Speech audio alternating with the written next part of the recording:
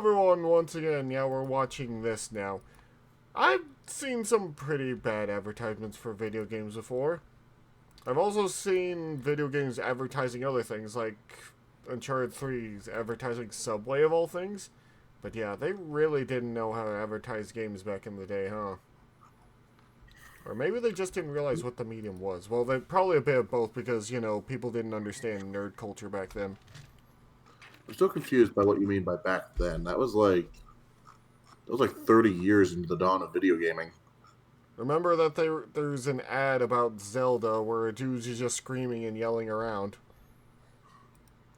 Back in the day, that's because video games have not been around in the public consciousness for all that long. We've just advanced pretty fast on it.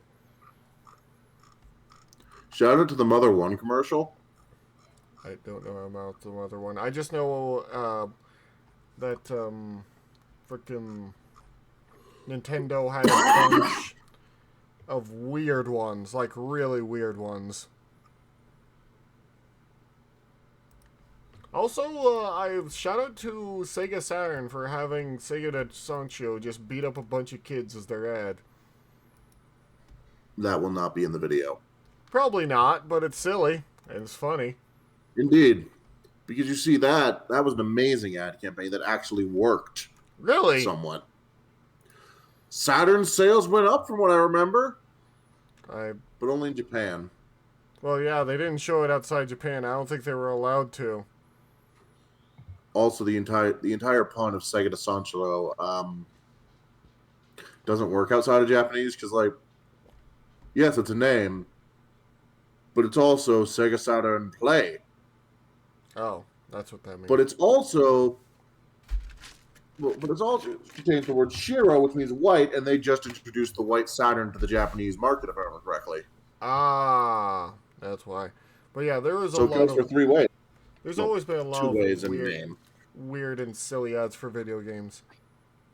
But that's how they used to get out. Nobody likes being advertised to. Ads are kind of something we've all grown to live with. It's usually just people that's how people get paid. Like me. Talking about medicine, but whenever. 30 seconds long. My headache medication is really helping me out. All it gives me is rickets, lesions, a heroin addiction, headaches, and it made me kill my dog. Video games are no different. Video games. Yeah, all those new. Every time you see a new medical ad, they always do it really fast. It causes gonorrhea, diarrhea, and all kinds of things. May cause cancer. Talk to your doctor first before using the gonorrhea.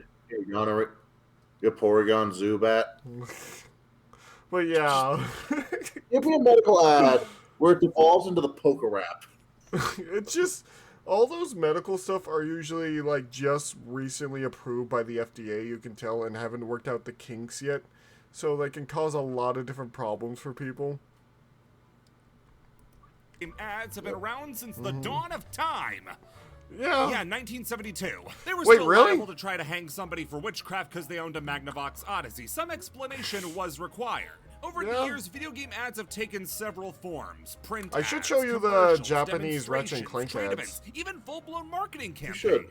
There have been some though the American ones are still really video good. Game commercials from over the years, from the Smash 64 commercial, the Halo 3 Believe commercial, Genesis Halo does what Nintendo, which left Nintendo desperately scrambling to try to find any pun Japanese with the name Shadow Dragon is pretty good. Yeah, also, I know we're talking a bit about this, but I really want to get into the Ratchet & Clank ones are basically just a bunch of teenagers or, like, college students screwing around with some of the gear from Ratchet & Clank. Like, one of them accidentally turning another into a chicken. Gotcha. Or another using the magnet boots and accidentally getting shot into the air because there's an airplane flying above them. The Japanese ones are basically a mascot of Ratchet blowing up stuff that some kid's holding. Nice. Hey, gay! Wait, gay! No! What? These are all ads that will stick in your mind long after they're over, after you've already gotten the game, and even after the console itself is outmoded by newer and better hardware. Even those that aren't super influential still manage to stick in a lot of people's minds. There's the Crash Bandicoot ads taking direct pot shots at Nintendo in their own backyard, the Nintendo Play It Loud commercials, which were like the Sega commercials, but a lot more embarrassing with time, and the GameCube ad with Luigi giving Mario a double leg takedown. Commercials and Yep. ads can do a great That was job a getting thing. across the attitude and mood a game is going for, and can solidify a game's reputation. I'm playing nut. But who cares about doing anything right? You don't watch car parking compilations, you want car crashes. And video game ads have plenty of them. Forspoken they have looks a like lot it could be an amazingly fun and fluid game in a magical world that could be the canvas experience of 2023. If it comes with a built-in mute button, maybe. Today we're going over some... Yeah, here's the thing about the ads. It's like if someone has never thinks that they're the first one ever to create an isekai is mostly what the ads are going. They're like, what is going on? I'm in this new world with this strange talking bracelet. Am I going insane? It's like the ads for the first Digimon show, except not interesting and fun. Like before, it's like someone is like, I got it. We go to a different world and they gain superpowers and go on an adventure. I'm like, and someone in the background just says, like an isekai? I don't know what that is, so I'm just gonna say things. Whoever wrote that game should be fired and never hired anywhere else. Because the Noted. Here's the thing, the characters have... The main girl has anti-charisma because she is just such an a-hole to everyone. Like, she's always complaining, like, I want to go back home. Why am I here? Leave me alone. I'm like, you asked to come here.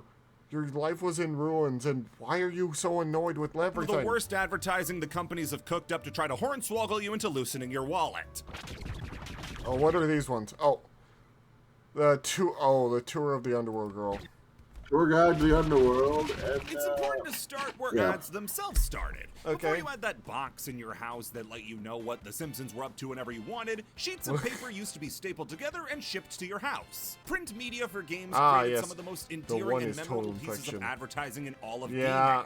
The Paper Mario free demo ad, Mortal Kombat, That's brilliant. Real It Hurts, Yeah. the Alien Resurrection Ultrasound. They Oh, could dear get God. really creative and create super striking and memorable imagery. Oh, yeah. That was But striking imagery. sometimes they get it wrong. Yes, There's they an do. incredibly high density of ads where the idea seems to be, all right, we'll show you some lady bits, now you have to buy the game, like it's some sort of mutual exchange thing. Guys, check it out! Casual sex is a thing of the past. It's time to go ranked. This infamous Sega Oh my God God. encapsulates what I was talking about when it comes to sex. I can Selling in video see. game ads. Sex Just a full does sell, two-page but spread not of like a lady this. with Sega Saturn games obscuring anything Yeah. too risque. In case you didn't notice, there's a The issue here beautiful is- naked woman on this page. Yeah, I know, and all these crappy Saturn games. The are getting product away. advertised That was is it remotely sexy. printed a mere 2 Fucking years away Sega from Saturn. the Sega Saturn's discontinuation, so you can see Sega was throwing anything at the wall to see what stuck. Yeah, Okay, they so were really we get you trying some anything. pornography, and you What have the to hell? buy a Also, I have Saturn, questions right? about that You owe woman's us. anatomy. She's got blonde hair. Yeah, but that's with a blue lot of eyes, things. And the best body money can buy. Lines don't work like So that. what? There's no time for distractions when you're deep in Sega Saturn. Trust me, I don't think anybody with a Sega Saturn is in any danger of being distracted by a naked woman in their bed. It eventually goes on to talk about games like Sega Rally and Panzer Dragoon, but either the person reading this was preoccupied trying to look past the Virtua Fighter screenshot or ripping a page out of the magazine to protect their child. Sega was absolutely unstoppable when it came to bad ads in the 90s, partnering with Viz Magazine in the UK to publish lewd, suggestive, and downright piss-filled ads. What the hell? Nintendo was going to take the high road, Sega would go down low. Way low. Ads Yeah, I with can men's tell. balls pissing in the snow, more balls, dolphins the on cocaine, more Why? balls. They really had one idea and just stretched it. Yeah, If you've seen who any was their ad ad of this lineup, campaign? it's probably Who this is running one, and this? it's a complete travesty. Are you looking Viz at this? The Genesis Magazine. controller doesn't have a joystick? That's false advertising. It's Oh my important God. to note, because I don't feel like a lot of people know this, these ads came from Viz Magazine, and Viz Magazine was not a children's magazine. These ads weren't in National Geographic. Viz Magazine was like the UK equivalent of Mad Magazine. It was the sort of thing that you'd sneak into your house so your mom didn't see it. The ad campaign was mainly the brainchild I tried of reading European Mad. Sega It wasn't employee on a cup Simon of tea. Morris, I just Bill remember Lay, the show. and Nick Alexander. They would work with Viz to make as Like, I'd look shocking like and Bill offensive Nye, an the ad as science they guy, could, is all young. while working under the nose of Sega, who had no idea these ads were running. Really? That was Nick Alexander's job, to Yep. make sure Sega never found out this was happening. Then, on one fateful flight back to Japan, a Sega employee found the magazine. Oh, wow. Things went badly from Of there. course. Nintendo, however, decided they wanted a piece of the pie and got their own grotty ads made for print in similar Why? magazines in the UK. The ads that were I don't smart. know. What the Someone fuck? involved in Yoshi's story probably had to help with this ad, and I find that funny. What the Readers hell? who saw this ad were a little more than uncomfortable with the implications. Yeah, The advertising firm I who can made tell this why. returned fire by saying she wasn't in any peril of, just that she was frustrated. Yeah, her boyfriend found a copy of Pocahontas for Game Boy. He's been in there for hours. Nintendo trying to be adult is weird. Like, Mario clearly has no idea what sex is, and neither should the players. But this Game Boy Advanced ad they've always kind of been the ones that do things a lot more safe. Except for some of their games, like Fire Emblem. Shout out to Xenoblade Chronicles 2 for within a couple of hours was giving us a line. You cocky little shit!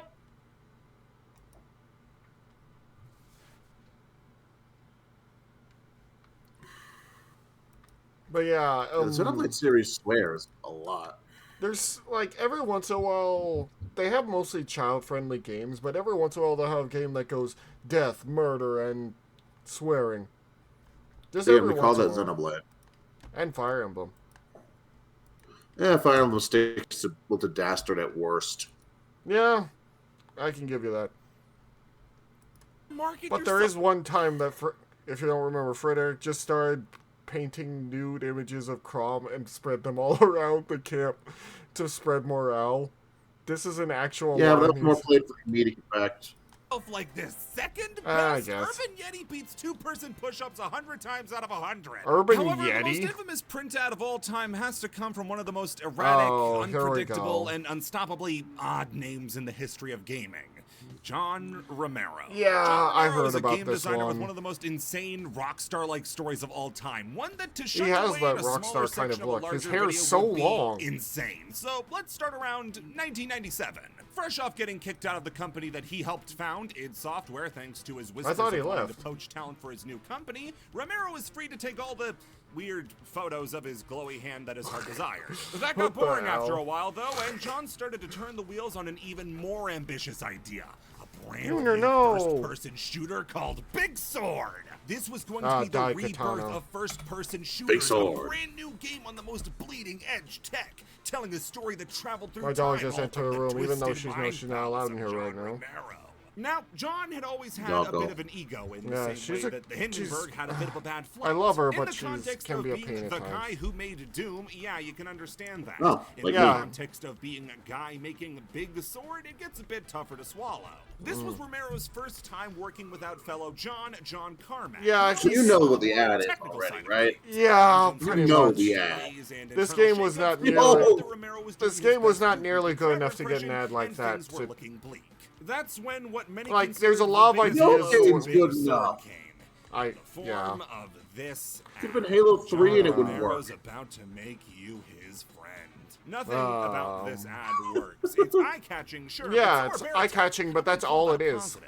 Like, big, bold, and dead center. The problem people say is no bad publicity. No, all publicity is good publicity. No, it's not really. Like, it can ruin your reputation.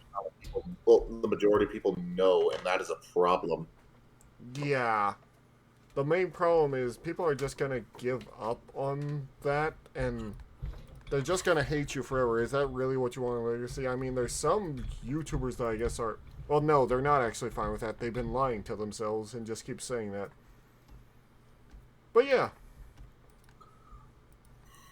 And try to claim that they're just so popular that they don't need it. Either way, let's go back. Was what many people considered to be Romero's ego out of control. I think he actually fired the guy who told him this was a good idea. Sure, the other, much less well-known page of the ad said the game's name, but who was going to look at that when the other page was there? And it's not like this page doesn't explain anything anymore. It just says Daikatana. Yeah. What the fuck is Daikatana? It just says big rhyme colors. Why does he have such strong opinions on what it should be doing?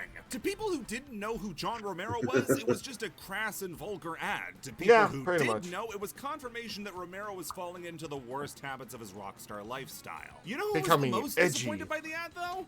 John Romero. Yeah, While it seems I heard he exactly doesn't like something it. he would do, he was actually uninvolved in the making of the ad itself. It was an independent advertising firm that handled it, and Romero simply gave the very tentative thumbs up. He was worried that he was convinced by someone would put the game in a bad light. When it's still talked about today as one of the worst ads, not just in gaming, but of all time, you can't help but agree. Romero has since apologized dozens upon dozens of times for the ad. I can understand him like someone convinced you like this will get your name out, like being so I don't know, this doesn't seem like a good idea, and being convinced by someone even if it's a bad idea, and of course he does not feel good about it.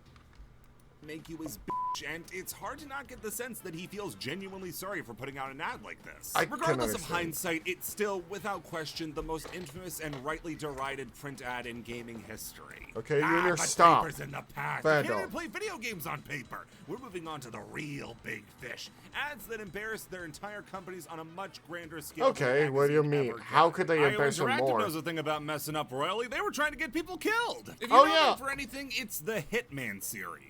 Lovingly crafted stealth games that let you plot and carry out. I remember these. I've never gotten to play one, but I remember them. Dozens of ways to carry them out. I've only played the new ones. This was a series that had never slowed down, constantly improving and innovating from Hitman 1 to 2 to Contracts to Blood Money. This series was a juggernaut. Agent 47 joined the ranks of the most recognizable characters in gaming and even got to join the hollowed halls of... No, seriously, it had a movie. Yeah, it had a movie. 2006 after the release of... It had a movie that I never went to go see, and I don't think anyone else did.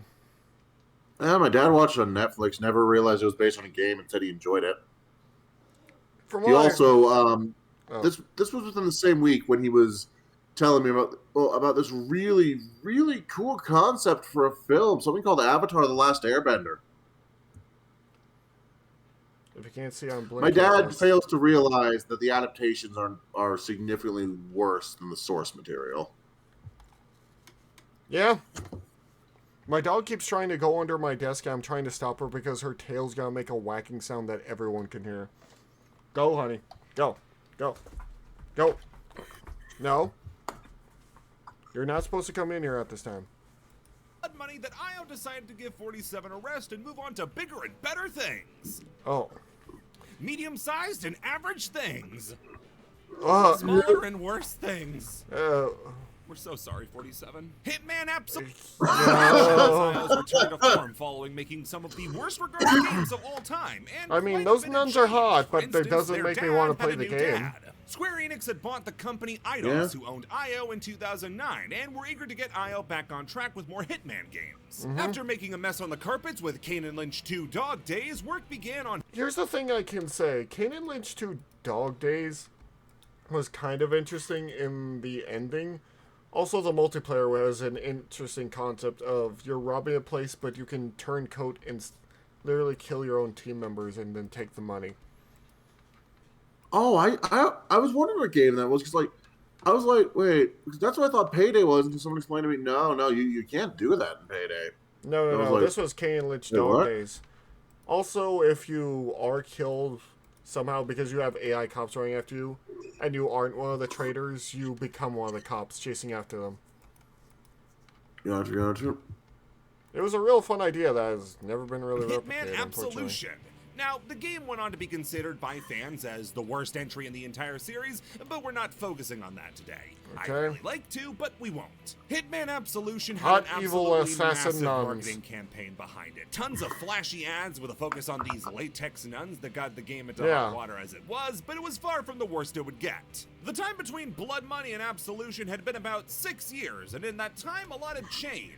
I was curious why they stopped calling it WrestleMania 22. For the sake of this story, however, the biggest thing that changed was social media. Now you had real-time updates on the color of your friends' shirts, and advertisers were keen to latch onto that. You had Burger King making you unfriend people for a free Whopper, and then telling your friends that their kindness was worth less than horse meat. Oh, wow.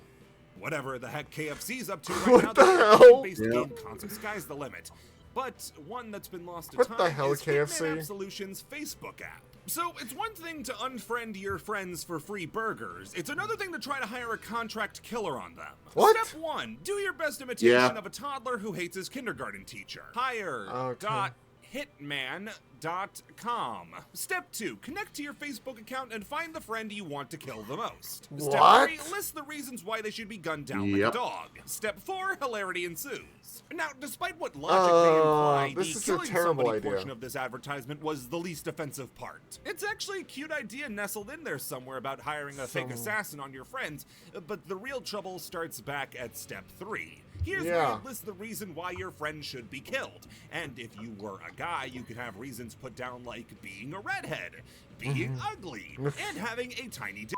Imagine having such a small ding-dong that your friend decides to kill you for it. If you're a lady, you get such encouraging statements as, you have a muffin top, your boobs are too small, or you look like a man. In an age where cyberbullying is all of those too! Before, thanks to its effects being well understood, it's not hard to see why this ad was pulled. Yeah. What was hard to see was how it got the okay in the first place. Yeah, I'm surprised it got the okay. Resident Evil is a series that, at first glance, seems to have its act together when it comes to ads. Really? It's probably not the first series to come to mind, but there are a lot of good Resident Evil ads, like the "If These Walls Could Talk, They'd Scream" ad, the "Adults Get Scared 2" ad, and the one that tries to get you to buy the director's cut by saying that it will let you see the game through the director's eyes. Glad it didn't come with his ears either, or I'd reconsider. However, that ended up massively director's cut starting around Resident Evil. You By this point, fans had started to complain that the series was losing its horror edge and was it kind of was. It was becoming more action. Resident Evil 5 especially was criticized for barely being scary. What better way to scare a few people than to dismember people in a major city? To promote Resident Evil 5 in the UK, 50 participants would be set loose on the streets for a scavenger hunt. What were they looking for?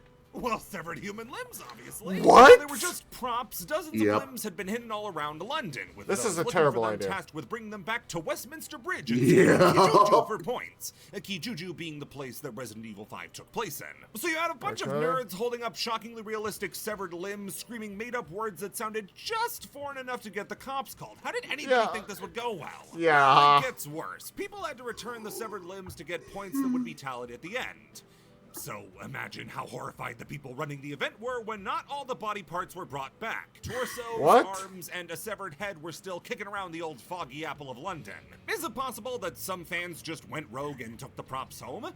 Yes. Possibly. Is it also just as possible that someone's going to find them and report it as a murder case? Yes. The marketing firm even had to come out and admit this wasn't part of the event. They legitimately lost the body parts. So this went catastrophically wrong, but surely for Resident Evil 6, right? This was a game that needed all the help with marketing and logo debacle. They had to have seen it, right? You can't not see it. At first, it's a giraffe. It was doing pretty well with the cries for help, and especially not just that it's a giraffe. Giraffe can even blowy. Doing an amazing job of sending a complete. Wait, what?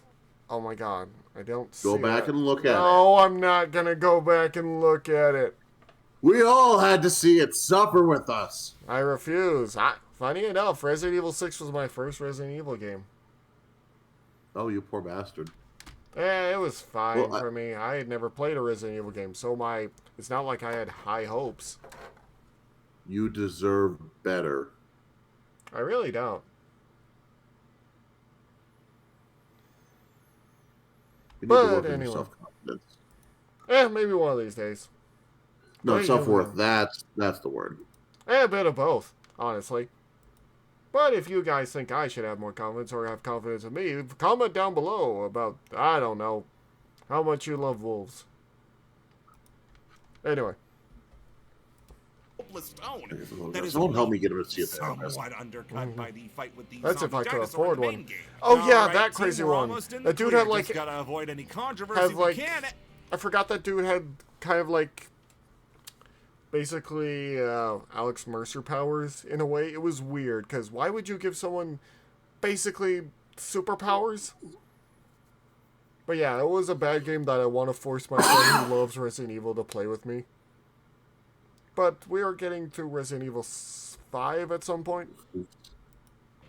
Why are we selling human meat? Why? So this all ties back into the wider No Hope Left alternate reality game, which spanned months and months. But for the Wesker and Sons human butchery, we only need to go back to September, where several fake murder scenes were set up around major London businesses, with autopsy reports subtly hinting towards the Resident Evil universe. Oh However, my God. I doubt many people were saying, oh hey, this says the victim was from Raccoon City, that's just like Resident Evil. And more were probably saying, holy shit, somebody died! Events like bloody messages to media outlets God. and a Twitter account being made, it came to a head on September 28th, Dear 2029, Lord. as a shop called Wesker & Sons was opened in London's Smithfield Meat Market. This was an entire butcher shop dressed up to look like a cannibal's paradise. Human meat packaged up, bodies and limbs hanging from hooks, and just in case we were being too classy about things, I would have been nice disgusted. human penis to officially make this Why? the one with the highest concentration of penises on What the whole the channel. hell? Woo! Alright, so I feel I should make extra certain to let you know that everything here is not made of Mike and Melissa. This is all Yeah, animal I meat dressed know, up to but look cute. still. Does that help? No! Moving on. Intrepid shoppers who wanted to nibble on some Nicholas flank steak could buy the packaged meat as well as herb seasoning, with the proceeds going to charities benefiting people who had lost limbs. That's Their heart nice was in and the all, right but... place, but they kind of forgot one thing with all these no hope left ads. They forgot to mention Resident Evil 6. Oh, The they only people forgot. who Oh were my going God. to get this were people who already knew Yeah. about Resident Evil and were buying the game regardless. God. The whole No Hope Left campaign is shockingly sprawling and involved for something that nobody remembers or talks about. No You one may have talks heard about of Resident the butcher Evil shop 6. and its variety of penises, but I doubt anybody knew about the fake murders taking place to promote, and I can't stress this enough, Resident Evil 6. Those are pretty bad, but they're relatively self-contained. Slap on the wrist, don't do that again. Capcom and IO can't claim to so consistently mess up. These next two have shown time and time again that they can't be trusted when it comes to selling their product. Speaking of untrustworthy, enter EA. Oh, a business boy. with more worst company in the U.S. Speaking of untrustworthy in all kinds of ways, EA. Oh, I think I know what ad campaign they're gonna do. Oh, dear God. Please tell me it's not the one I'm thinking of. There's been a lot of bad ad campaigns for EA, but the one I'm thinking of is really bad. Let's see if he does Worse it. than maybe any other, EA has shown itself to not be afraid to do things that are dumb. One of those things was attempting to plant evidence on games journalists. Now, generally, you don't need incentive to try to get a games journalist thrown in jail, but it seems that EA's was malicious. Well, mostly they're game journalists right now, because a lot of them, well, look down at gamers because they think they're better than us. And the other half, seem to think they're too good for this industry. And really just want our money. So, yeah, that's not fun, either of those. You alright? Yeah, just eepy. Yeah. What about you? I'm incredibly sleepy. If I didn't... Let me put it this way, guys. If I didn't have to work as much as I do at my normal job, I'd be reacting all the time with you guys. Because it's fun. And I'd also be reading my comics more. Because I have more ideas for that Marvel Isekai Part 2. That is being made, but it'll just take time. Eventually. Incompetence. See, It's in being 2009, made. It just the game The Godfather 2 was being released. This is a sequel to the game The Godfather, I played this which one, was actually. based on the first movie. But The Godfather 2 was not based on The Godfather 2. No, it was not based on and anything. It stars a Godfather OC off to to create his own... So to promote the game, special copies were sent out to writers and journalists containing all sorts of mafia-themed gifts. One of these gifts was a pair of brass knuckles made of actual brass. That's illegal. Almost every state they were sent to has brass knuckles outlawed as a class misdemeanor, which can result in it's illegal to have brass knuckles. days in jail and a massive It's just fine. game journalists. So EA was just casually shipping illegal weaponry across the country to promote Godfather 2.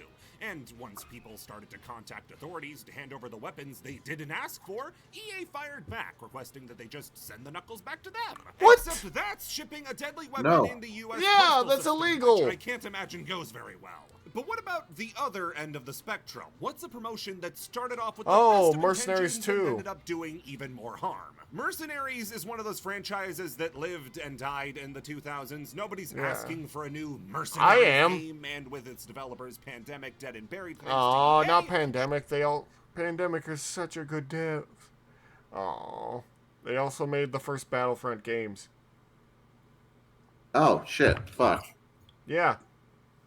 One day I'll play you the song "Oh No" that was in Mercenaries 2, but it is so much fun and explosive nonsense. Quite literally hijacking random copters, hijacking tanks, being able to summon up tanks if you had them in your inventory, be able to call down bunker busters, be able to call down carpet bombs, be able to call down all sorts of things. It's literally all kinds of fun. I had so much fun with this game. It's not like you're going to get one anyway. However, EA did try their combination best and worst idea to get some more eyes on the game's sequel, Mercenaries 2. In 2008, EA bought over 20,000 pounds, the English currency, not the weighing system, worth of gas, and took over the last stop petrol station in, guess where, London, and started to give it out for free, setting the cap at 40 pounds per person. If you have a preschooler's understanding of how the world works, this sounds fantastic. Giving people free gas and getting the word out about the game. In practice, it was a disaster. The reason is, if people figure out that they can get free gas, guess what? They're all going. Focusing on the game you're hawking, they're just going to go for the gas. And would you believe it? A lot of people want free gas. So instead of being a cute little promotion for a game that could who would have thought? EA just managed to create a traffic jam spanning miles as everybody scrambled to get a drop of free gas. But when it comes to EA's failed here we go. This is the one I know of. And would you guess that it took the game with Satan in it of all things to get us back? This is based off of Dante's Inferno. Stands at the top of the mountain of, oh God, please let this be the next God of War. Yeah, it desperately wanted to be a God of War clone. And, I'll say this. I did watch a retrospective that went over some of the good parts of the game, and that the devs were really trying. Also, the original Dante was a very strange man, and not in the ha-ha funny way. He spent a lot of effort to insult his political rivals. He also spent a lot of effort on this series of talking about a girl he barely knew, even though he had a wife. It's weird.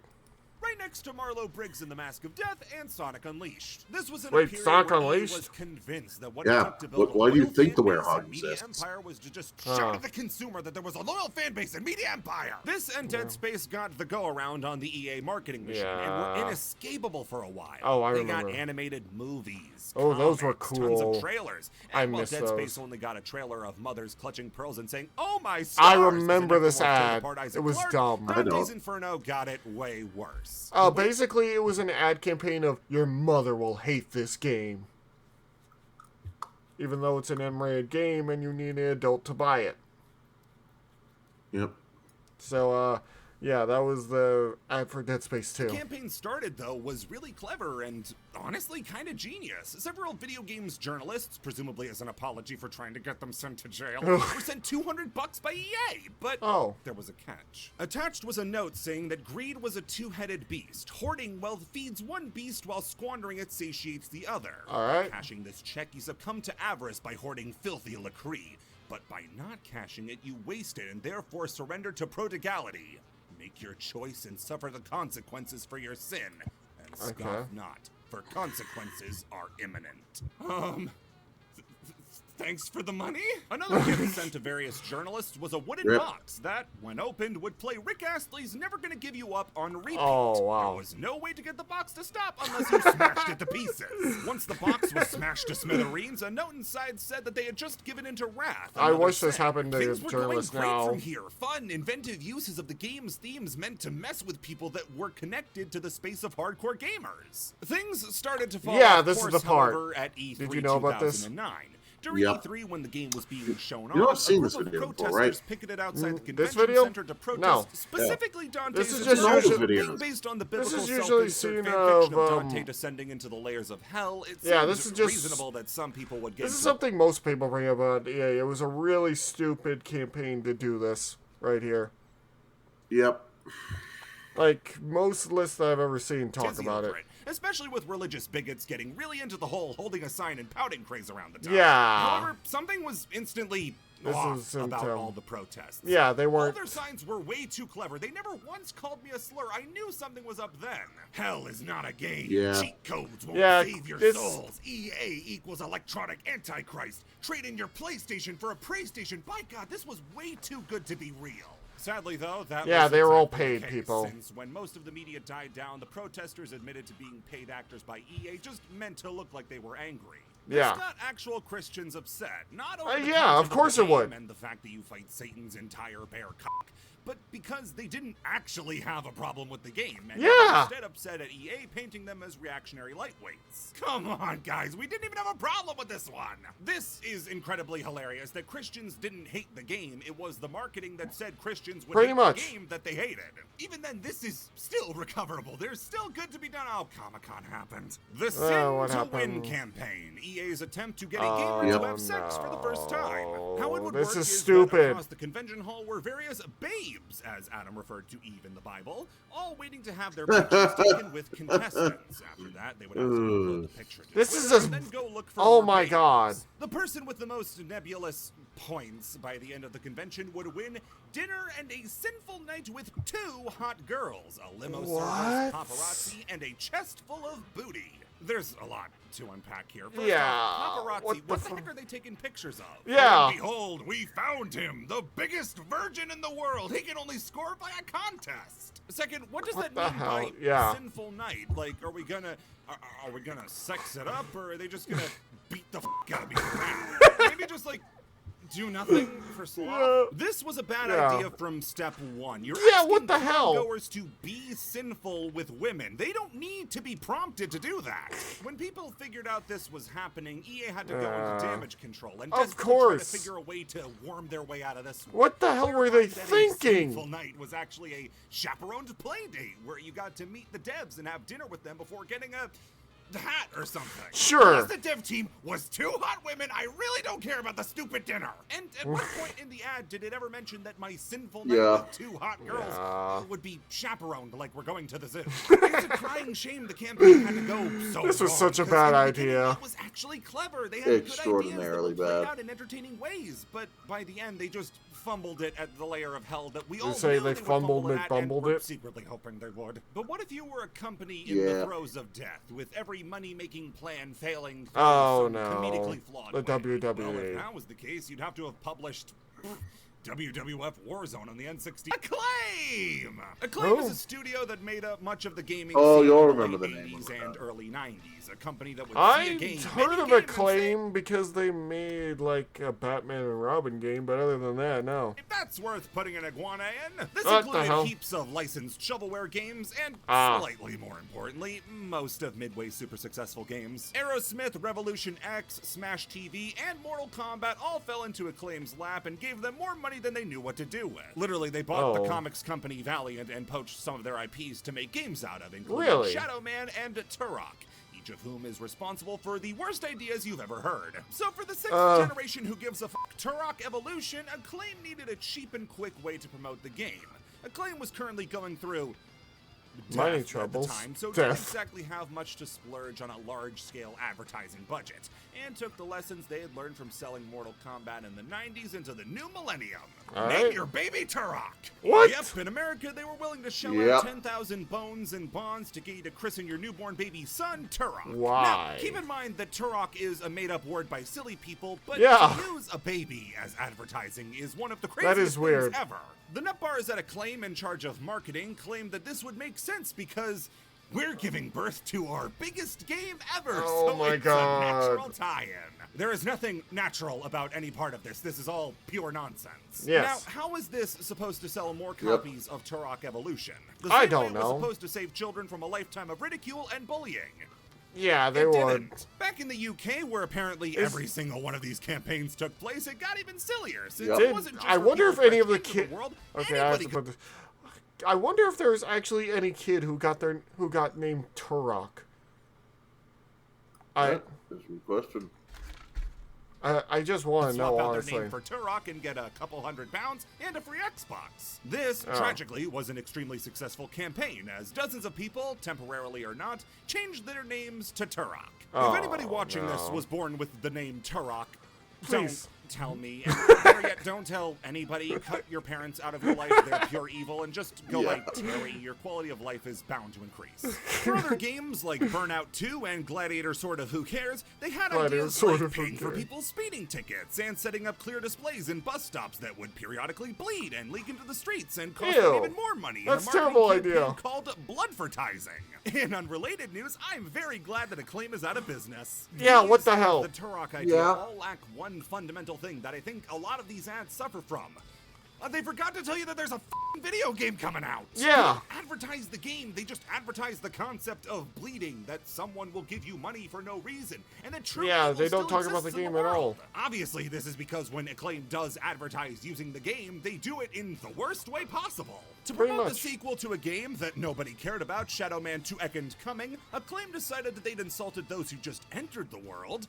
Why not get those who just left? Acclaim promoted the game by asking people to put up Shadow Man ads on tombstones. Oh, you know those things meant to mark the lives of those who have passed on to the next life? Yeah, Acclaim wanted to put beloved character Mike Leroy on those. The concept of advertising, eat shit, is entirely consistent with the themes of Shadow Man's stupid name, and provides us with a permanent presence for Shadow our marketing. Man is an alright name, but it's not for this. This offer might particularly interest poorer families, as this subsidy will go towards burial costs and give their loved ones a good send-off. Where to start? Oh, family, I can feel it. I'm going to that spirit in the sky. Please make sure everyone knows Shadow Man 2 is coming out February 28th, 2002, exclusively to PlayStation 2, priced at $49.99 USD. So I'm going to be mourning the loss of a loved one, be on my way back to my car, and see that Shadow Man is coming out soon. What am I supposed to get from that? I thought that anybody was in the mood to be advertised to in a cemetery. Also, poorer families? Did no one's soul shrivel up and die in the writing of a statement about how you can afford to bury the dead by slapping a Shadow Man sticker over their maiden name? That's pretty. And why do you keep talking about it being consistent with the game's themes? Titanic didn't market itself by crashing a boat in the middle of nowhere. This is all without the obvious, you're advertising on a tombstone. Several people with brains came out against this, with the Church of England saying there's already enough fuss with plastic flowers in churchyards. There's no way we will allow this. Good. When Acclaim themselves perished, it wasn't as a company that put out some quality titles and helped others get into the hands of people that might have never played them. It was as the dumbest group of people on planet Earth who made every mistake possible, even mistakes they had no business making. How'd you drag the church into this? Very carefully. Very dumbly. Hopefully any marketing executives watching this now know the do's and don'ts of their jobs thanks to what a pipsqueak on the internet said. Do! Make an ad that plays into the themes of the game in fun and unique ways. Don't! Slap stickers of Shadow Man onto dead people. Do! Make sure to keep your ad in the realms of where it will be viewed so that the right people see it. Don't! Photograph someone having sex with Seaman. What? Yeah. What? Don't do that, Whoopi. Don't do that. I wasn't gonna. Make sure you don't. Okay, well, thank you all so much for coming by. If you like what we're doing here, please do consider following, and I'll see you all next time. I'm very tired, so I'm probably gonna put this up tomorrow. I fell asleep.